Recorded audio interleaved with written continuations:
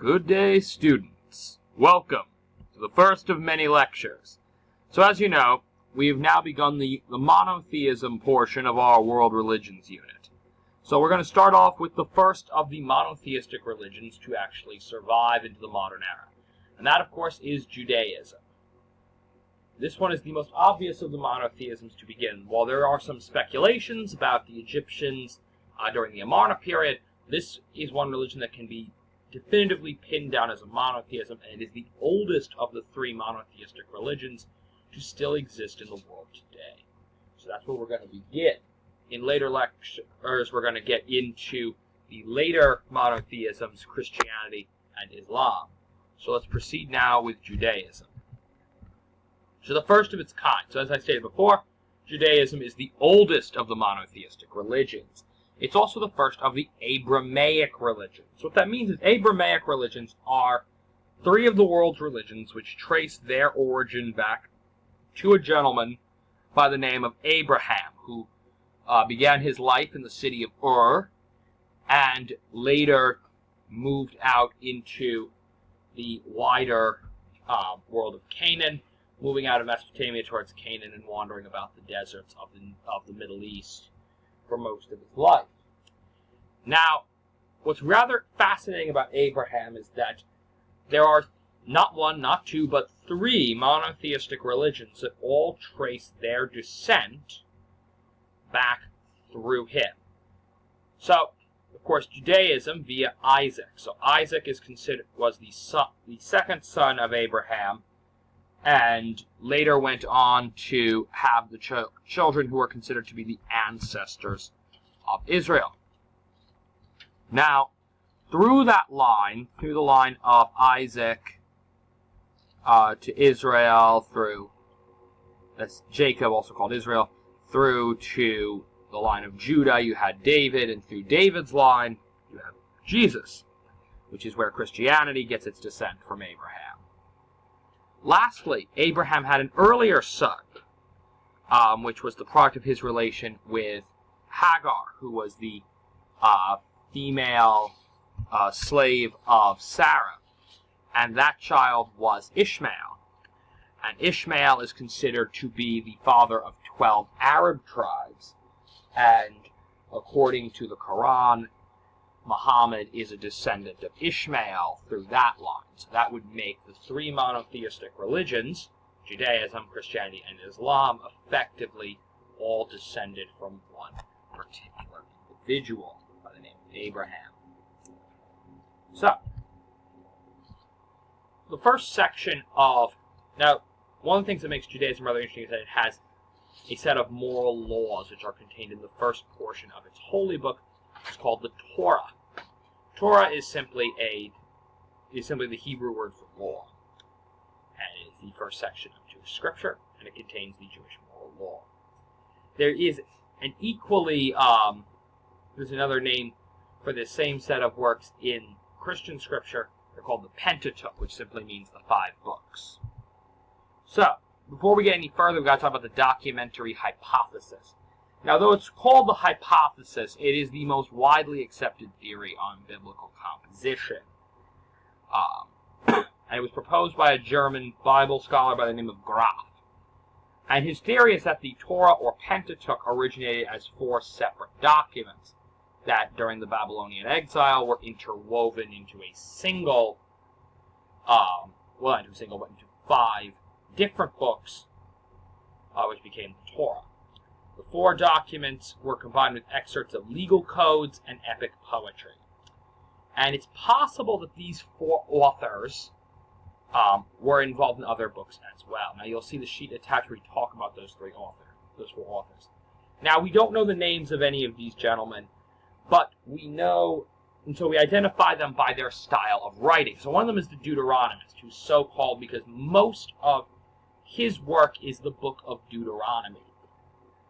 The other 3 authors, the last of these authors was the priestly author, who also served as an editor during the Babylonian exile, who's responsible for putting together the works of the other 3 authors into the 5 books of the Torah. Now,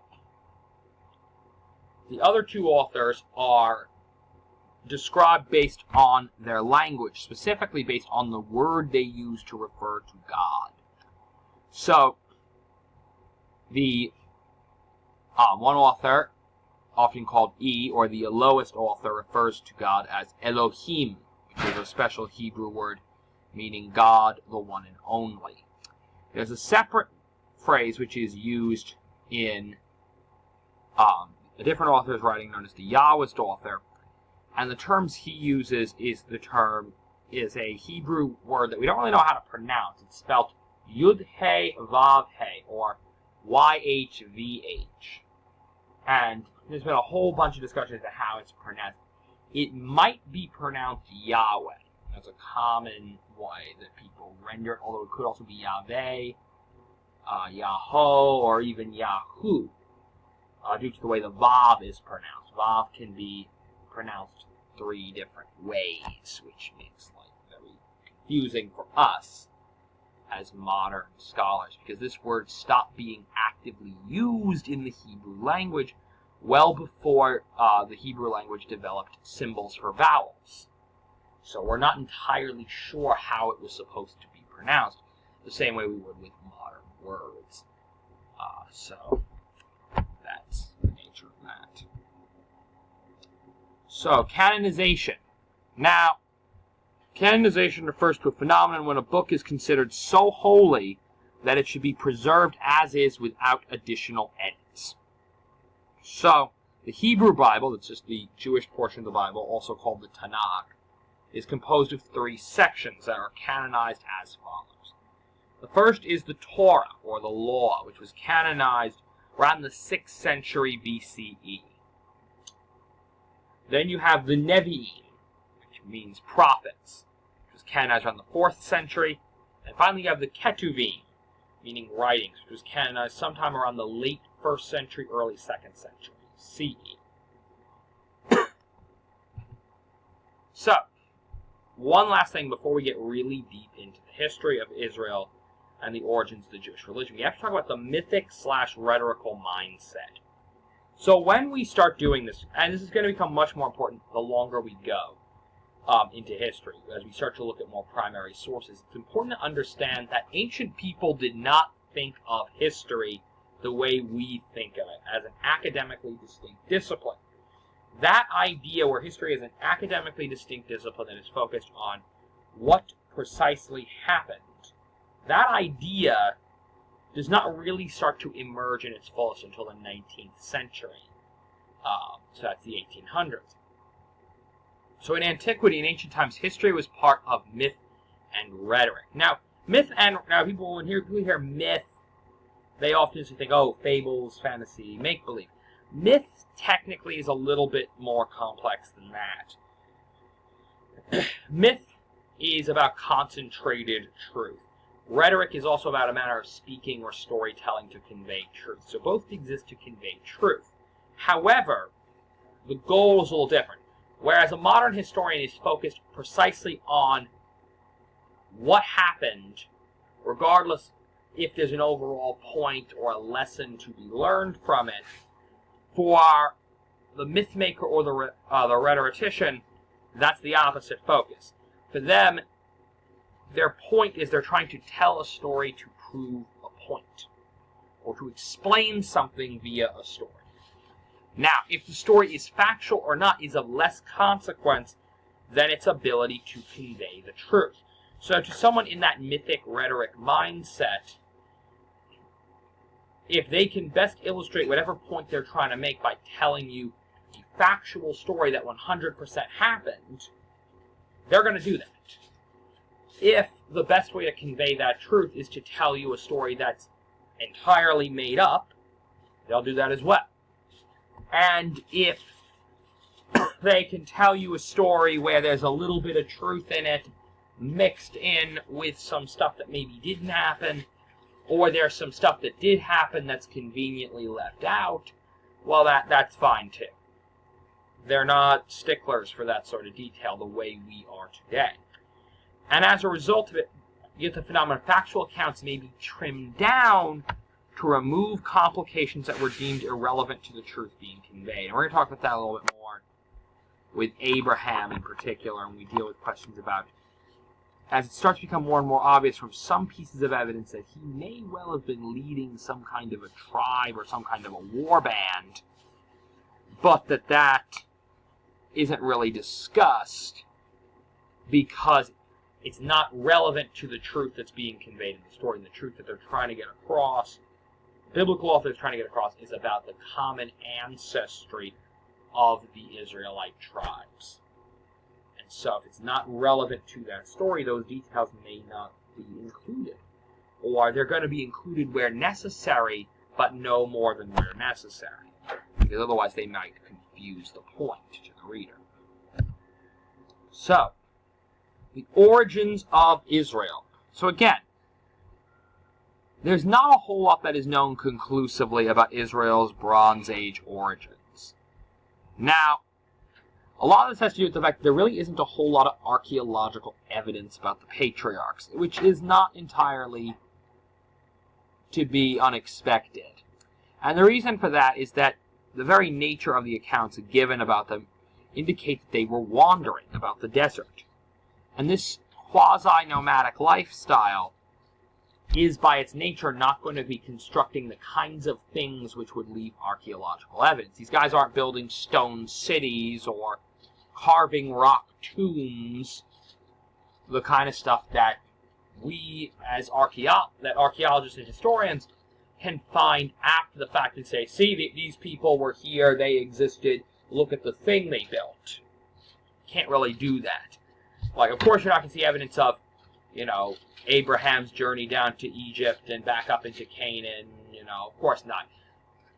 And out in the desert, we can't find the evidence of Bedouin tribes that crossed that part of the desert last week. So, that's not to be unexpected. Now, the accounts, however, of the patriarchs, Israel's earliest ancestors, do include certain Bronze Age details that would suggest the validity of the subject matter. What I mean by this is that it turns out that people nowadays know a lot more about battles and about life in the late Bronze Age than people, even just a few centuries later in the early Iron Age, understood about the same period. And as a result of this, people back then would not have been able to make up these kind of details. So if you find details that are of an authentic Bronze Age nature, that seems to suggest that the biblical account given, either you're looking at a section of text that is from the late Bronze Age, or that it's an Iron Age author drawing information from some other text or account that did originate in the late Bronze Age. So one major detail is the battle. In Genesis, they describe a battle between 4 kingdoms against 5. And it's a war that often frustrates archaeologists because of the countries, of the city-states involved. We pretty much only find Babylon. And Babylon doesn't mention the cities of Salem, Sodom, Gomorrah, or any of the other combatants, which makes it very difficult to gauge the facticity of the war. However, one interesting statement is that describes Abraham going into battle with around 500 men, which is interesting in and of itself. But this detail of 500 men is kind of an odd detail, but it turns out that actually was the size of Bronze Age armies at the time.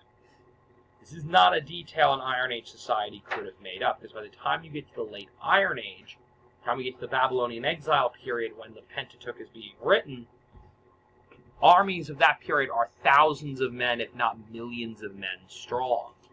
500 men would have been a drop in the bucket to a battle in the Iron Age, but it would have been the equivalent of an entire nation's army in a nation during the late Bronze Age. Now, that being said, the fact that he has enough men and enough armor and weapons to arm an army of that size definitely suggests that he's not just some fellow with a wife and some servants trekking around the desert. He was most likely the leader of some kind of a tribe or group. We're going to get into some more details about Abraham's Bronze Age existence in just a moment.